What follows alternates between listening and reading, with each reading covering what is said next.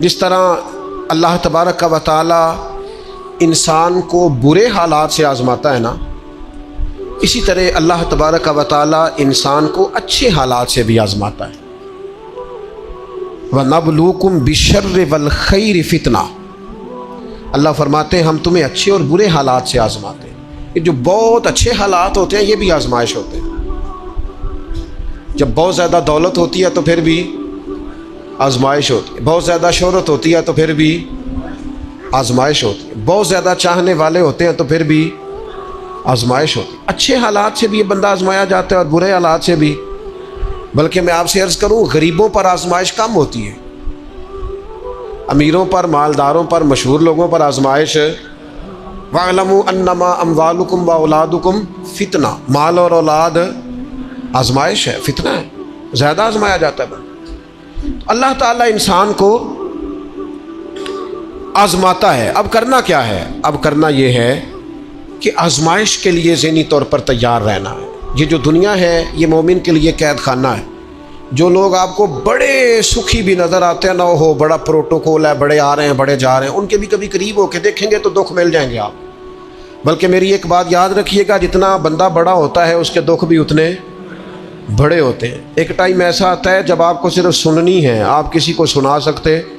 سارے تو آپ سے مشورہ لے رہے ہیں تو آپ کس سے لیں؟ سارے آپ کو دکھ سنا رہے ہیں تب آپ نے کس کو سنانے ہیں؟ سارے تو اپنی باتیں آپ سے کر رہے ہیں تو آپ نے اپنی بات۔ تو جتنا بندہ بڑا ہوتا جاتا ہے اس کے دکھ بھی اتنے بڑے ہوتے جاتے ہیں۔ اس لیے حالات کا اتار چڑھاؤ تو انسان کے ساتھ رہے گا، کوئی امیر رہے گا، کوئی۔ مجھے بتائیے مزدوروں کی ضرورت ہے کہ نہیں دنیا میں؟ تو اگر سارے ٹھیکیدار ہو جائیں گے تو مزدوری کون کرے گا؟ لیڈر اگر سارے بن جائیں گے تو کارکن کون بنے گا؟ سارے امام بن جائیں گے تو مقتدی کون بنے گا؟ سارے استاد لگ گئے تو شاگرد۔ تو اللہ تعالیٰ نے یہ نظام بنایا بھائی، لیکن بس ایک بات ذہن میں رہے کہ کوئی بھی مالدار کسی غریب کو حقیر نہ سمجھے۔ اب مراتب کا اتار چڑھاؤ ہے، اس میں بھی پریشان نہیں ہونا چاہیے، یہ اللہ تعالیٰ نے بنایا ہے۔ اور اگر قرآن مجید کی جو آیت جو لفظ میں پڑھنے لگا ہوں، اگر یہ آپ سمجھ جائیں نا اور اس پر ایمان رکھے پورے طور پر، تو پھر تو غریب آدمی کبھی پریشان ہو ہی نہ، پھر تو کہے جہاں میں ہوں بالکل ہوں۔ اللہ تعالیٰ نے قرآن مجید میں فرمایا وَلَوْ بَسَطَ اللَّهُ الرِّزْقَ لِعِبَادِهِ، فرمایا اگر اللہ تعالیٰ اپنے سارے بندوں کی روزی کشادہ کر دیتا، سب کا رزق اگر اللہ وسیع کر دیتا، لَبَغَوْا فِي الْأَرْضِ، تو زمین میں بغاوت ہو جاتی، یہ فساد برپا کرتے، بغاوت کر دیتے اگر سب کی روزی۔ کچھ لوگ کہتے ہیں جی میں غریب ہوں، تو میں کہتا ہوں زکوٰۃ تو نبی پاک نے بھی کبھی نہیں دی، حضور پر بھی فرض نہیں تھی، اتنا مال ہی کبھی جمع نہیں ہوا۔ اگر مال میرے بھائی بہت ہی زیادہ عظیم ہوتا تو سب سے زیادہ سیدہ فاطمہ کے گھر ہوتا، وہاں تو مہینہ مہینہ چولہا نہیں جلا۔ اگر دولت بڑی عظیم ہوتی تو سب سے زیادہ سیدہ عائشہ کے حجرے میں ہوتی۔ نبی پاک علیہ السلام ہر کام آہستہ آہستہ کرنے کا حکم دیتے اطمینان سے، لیکن صحابہ فرماتے ہیں حضور کے پیچھے نماز پڑھی تو نبی پاک جلدی سے اثر پڑھا کے گھر گئے، جلدی سے، اور تیزی سے حضور واپس آئے۔ تو ہم نے عرض کی یا رسول اللہ صلی اللہ تعالی علیہ وسلم آج اتنی جلدی آپ گئے اور اتنی جلدی واپس آ گئے؟ تو محبوب فرمانے لگے نماز پڑھا رہا تھا تو مجھے خیال آیا کہ وہ گھر میں تو سونا کل بانٹ رہا تھا، آج میں تو ایک ڈلی سونے کی بچی ہوئی پڑی ہے، تو میں نے کہا زیادہ وقت نہ گزر جائے، وہ بھی میں جلدی سے جا کے دے آؤں، تو میں جلدی سے گیا۔ پیسے نہ ہونے پر پریشان ہو یار، نبی پاک نے تو انہیں قبول ہی نہیں کیا، پسند ہی نہیں فرمایا۔ دولت، عہدہ، شہرت، اس کے بارے میں پریشان ہو، اللہ کہتا ہے یہ سب کا وسیع ہوتا تو زمین میں فساد ہوتا۔ لہذا مقصد حیات کو سمجھو، صرف عہدے کا اوپر نیچے ہونا یہ کمزوری کی علامت نہیں ہے، اپنے آپ کو اس سے نکالو۔ اگر اللہ تبارک و تعالیٰ نے کہیں رکھا ہے انسان کو تو یہ اس کے لیے فائدہ مند چیز ہے۔ پھر ایک بات یہ ہوتی ہے، بہت سارے دوست آ کے پوچھتے ہیں جی میں جو کام بھی کرتا ہوں ناکام رہتا ہوں، جو کام بھی کرتا ہوں پیچھے رہ جاتا ہوں، جو جد و جہد بھی کرتا ہوں میرا کام آگے نہیں چلتا۔ حضرت عیسیٰ علیہ السلام نے نہ گھر بنایا نہ نکاح فرمایا، ایک پیالہ تھا ہاتھ میں، ایک دن انہوں نے دیکھا کہ ایک آدمی چلو سے پانی پی رہا تو پیالہ بھی صدقہ کر دیا۔ وہ ایک اینٹ کا تکیہ رکھتے تھے. ایک دن انہوں نے ایک شخص کو دیکھا کہ بازو بچھا کے اس نے تکیہ بنایا ہوا ہے, تو وہ اینٹ بھی کسی کو دے دی, تیرے کام آ جائے گی. اس خلوص کے ساتھ انہوں نے دین کی تبلیغ کی. لیکن قوم نے کیا کیا؟ معاذ اللہ انہیں سزا دینے کے لیے, پھانسی لٹکانے کے لیے آ گئی. وہ تو اللہ نے کرم کیا, آسمانوں پہ اٹھا لیا. اتنی سخت محنت کے باوجود بھی ان کی ظاہری حیات میں ساری قوم ان کی فرما بردار. پھر مجھے بتائیے, حضرت عیسیٰ دنیا سے کامیاب تشریف لے گئے کہ نہیں؟ جناب عیسیٰ دنیا سے وہ کیوں کامیاب گئے کہ اللہ نے جو ڈیوٹی ان کے ذمہ لگائی تھی وہ ڈیوٹی انہوں نے پوری کی ہے. ہم اپنی ڈیوٹیاں پوری کریں, صبح دکان وقت پہ کھولیں, گاہک تو اللہ بھیجتا ہے, رزق تو اللہ دیتا ہے, ہم جا کے محنت پوری کریں. لیکن یہ جو نتیجہ اپنی مرضی کا مانگتے ہیں نا, میں نے جیتنا ہی جیتنا ہے. جیتنا تو شرط ہی نہیں, کھیلنا شرط ہے. جیتنا تو شرط ہی نہیں. مجھے بتائیے نا, حضور علیہ السلام موجود ہیں, ظاہری طور پر سارے جلوے, پر احد کے اندر بظاہر مسلمانوں کو ناکامی ہو گئی تھی. ظاہری طور پر کفار جیت گئے تھے, تو کیا حوصلے ٹوٹ گئے؟ اس کے بعد کیا کہا مسلمانوں نے, اب ہم نہیں نکلیں گے میدانوں میں.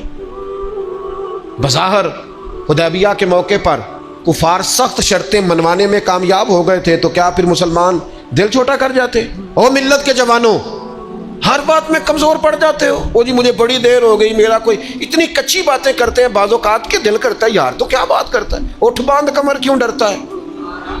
پھر دیکھ خدا کیا کرتا ہے.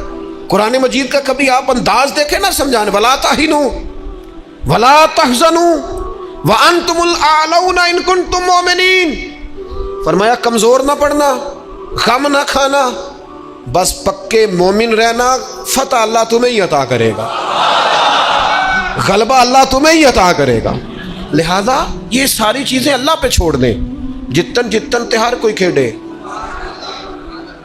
تو ہارن کھیڑ فقیرہ, جتن دا مول کوڈی پیندئی, ہارن دا مول ہیرا. دنیا میں کچھ لوگ اس طرح بھی میدان میں نکلتے ہیں جو ہارنے کے لیے نکلتے ہیں. چھوٹا بچہ کہتا ہے اپنے ابا جی سے پنجہ لڑائیں. سچ بتاؤ, ابا جب چھوٹے بیٹے سے پنجہ لڑاتا ہے تو جیتنے کے لیے لڑاتا ہے. بیٹے نے بازو پکڑا ہے, پنجہ ملایا, باپ گر گیا, اور ساتھ پتہ کہتا او ہو کنی طاقت ہے. او نہیں طاقت جناب, آپ خوش ہو رہے ہیں کس بات پہ کہ بیٹا جیت جائے تو مزہ بڑا آتا ہے, یہ کامیاب ہو جائے تو مزہ.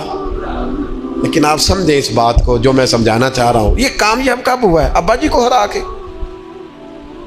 اس وقت یہ جو جیتا ہے اور باپ خوش ہو رہا ہے اپنے آپ کو ہرا کے, اور بیٹے کو کتنا خوش ہے, اور کہتا ہو بلے بلے کنی طاقت. بیٹا دوڑ کے آیا ہے, گلے لگا, باپ گر گیا, اوہو مجھے گرا دیا ہے, دیکھو کتنی طاقت ہے. یہ کیوں کہہ رہا ہے؟ حوصلہ افزائی کر رہا ہے. یہ گر گیا ہے اور گر کے راضی ہے, یہ ہار گیا ہے اور ہار کے, تاکہ میرا بیٹا جیت جائے. یار اگر تو پیچھے رہ گیا ہے تو تھوڑا راضی ہو جا, باقی مسلمان جو آگے نکل گئے تھوڑی دیر کے لیے تو کہہ نا یار میں پچھلی صف میں ہی صحیح, پر دیکھ تو صحیح میں کتنوں کا پہرے دار ہوں. نبی پاک علیہ السلام نے فرمایا 2 آنکھیں دوزخ میں نہیں جائیں گی, ایک وہ جو اللہ کے خوف سے روئی, اور ایک وہ جس نے اسلامی سرحد پر پہرا دیتے ہوئے جاگ کر رات گزار دی. اس سپاہی کو کوئی نہیں جانتا جو بارڈر پہ کھڑا ہے, لیکن وہ جاگ رہا ہے نا, آنکھ کھلی ہوئی ہے نا, تیرے لیے جاگ رہا ہے, میرے لیے جاگ رہا ہے. وہ چاروں کونوں پہ بارڈروں پہ جو سپاہی کھڑے ہیں وہ تیرے میرے لیے کھڑے ہیں. ان کی آنکھیں جاگتی ہیں تو باقی سارے سوتے ہیں. وہ رات جاگ کے پیچھے رہ کے, وہ عام لوگ ہوتے ہیں, ان کے عہدے بھی کوئی نہیں ہوتے زیادہ, لیکن وہ پیچھے رہ کے بہت ساروں کے محافظ ہوتے ہیں. تو بھائی کچھ نے پیچھے بھی تو رہنا ہوتا ہے نا, سب نے لیڈر نہیں بننا, کچھ نے کارکن بھی بننا ہوتا ہے. حضور جب سفر پہ جاتے تھے تو 1-2 صحابہ کو کہتے تھے تم نے سب سے پیچھے چلنا ہے. کیوں؟ فرمایا کوئی بچہ پیچھے رہ گیا, کوئی جانور پیچھے رہ گیا, کوئی سامان پیچھے گر گیا تو ذرا اٹھاتے آنا. تو وہ ہیں سب سے پیچھے, پر کر پھر بھی کوئی ڈیوٹی رہے ہیں. چلو ہم کچھ بندے پیچھے نہ رہ جائیں. جتن جتن ہر کوئی کھیڈے, تو ہارن کھیڑ فقیرہ, جتن دا مل کوڈی پیندائی, ہارن دا مل ہیرا. تو میرے بھائی یہ مراتب میں اگر کمی بیشی ہو جائے تو اس پہ کمزور ایک خاص چیز آپ سے عرض کرنے لگا ہوں, اور یہ شاید پہلی دفعہ میں ایسا کروں گا. میرا دل کرتا ہے آج میری گزارش ہوگی, میں آپ سے طلب کروں گا مہربانی کریں آج نہ اپنی زندگی کی پچھلی ساری کوتاہیاں یاد کریں، سستیاں یاد کریں، کہاں کہاں ہم نے جان بوجھ کر اپنی